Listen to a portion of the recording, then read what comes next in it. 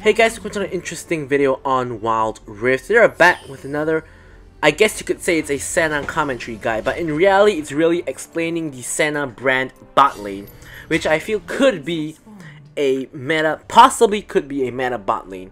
So this is obviously where you play Senna and Brand in the bot lane, and the thing is that I've said in my tier list that Brand support isn't very good because he doesn't get farm and he has an AP carry, so he definitely needs farm.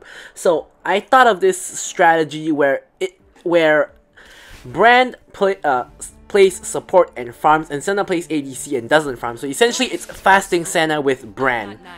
So if you want to see it in a easier way, it's playing Brand AD carry and Senna support. So basically Brand, as you guys can see, will take the farm and Senna will just support.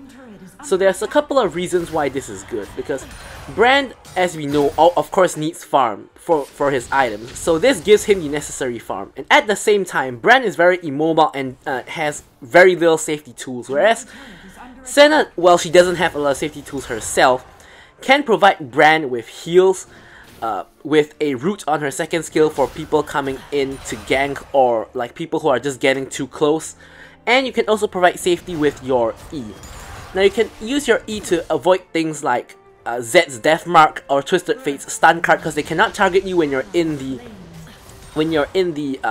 mist itself. So that is why Senna with Brand is honestly a pretty good bot lane. Now you will realize that this is of course a normal game because we're just testing it out to see how effective it is. Turns out it is super duper effective. So there are a couple of weird things in this game. Now firstly, as you guys can see, we have gone to the dragon lane. But the enemy team has kind of screwed up their laning because Teemo, who is the Baron laner, is in the dragon lane, and their dragon lane is actually in the Baron lane. So the Jinx and the Malphite is actually in the dragon lane. So this allows us to actually get a kill on the Teemo with all the pressure that we have. So here, this is a replay so you guys can't really see, but I'm actually typing to the Thresh and saying, you know, let's just switch, because Thresh, and yes, it is a Thresh Baron lane, by the way. It's a Thresh Baron lane who's building crit Thresh. So yeah. So we are saying that, you know, we'll switch with Thresh so he doesn't have such a hard time playing 1v2. So he's going to be going up against the Teemo in the dragon lane, and now the me and the Brand are going to go up against the Jinx and the Malphite in the Baron lane, which is super duper. We haven't had this happen to me like for months. Last time this used to be a pretty big problem, especially when the game first started. So yeah. Anyways, another weird thing you will realize is that we have double jungle. Vi and Master Yi both refuse to give into each other, so we have two junglers and no mid laner. So that is also pretty strange, and this is, as I said, it's a normal game, it's not a ranked game, so I'm not too worried about it, but definitely that puts our team at a disadvantage immediately. So here you guys can see how effective it is. Brand can use his W both for poke as well as for collecting farm. So in matchups where you can be aggressive, like sort of into Jinx Malphite, Malphite can't really do much, he can only poke you with his Q, and Jinx is a late game character who doesn't have too much damage. You can play aggressively by just using your W to just poke them out and just do damage in general like this, and you know, can get a kill as well, like that. Malphite actually goes in, but it's too late, he just dies.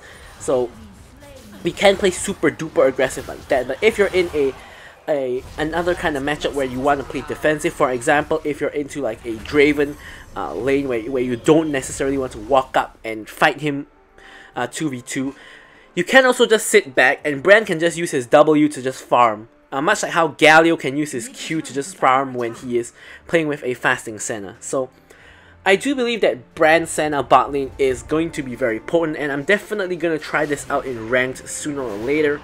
So yeah. But one thing you guys have to know is that, as you can see, obviously I'm playing Senna, I'm not playing Brand, is that Brand is the main character of the story here. Senna is just the supporting cast. So Brand is going to be doing way more damage more than Senna in the entire entire game, honestly. In the early game, Senna has no damage. Brand is going to outdamage her by a country mile. And in the late game, when Senna finally scales up, Brand would have scaled up as well, because he would have gotten his Ludens, his Rabadons, and all his other damage items, because he has been farming. So he will have more gold than you the entire match, and he will do more damage than you the entire match. You're honestly playing more as a support. So here we get a clean dive on the Jinx where I kind of KS the Master Yi.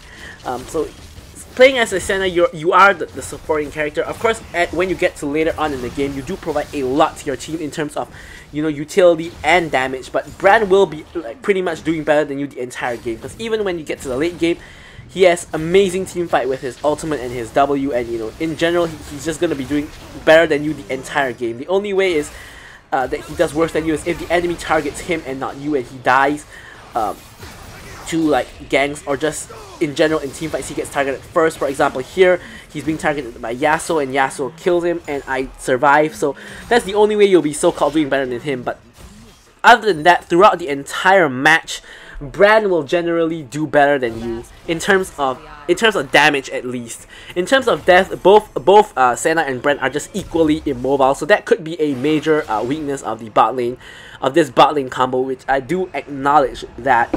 But you know, it still is probably very good.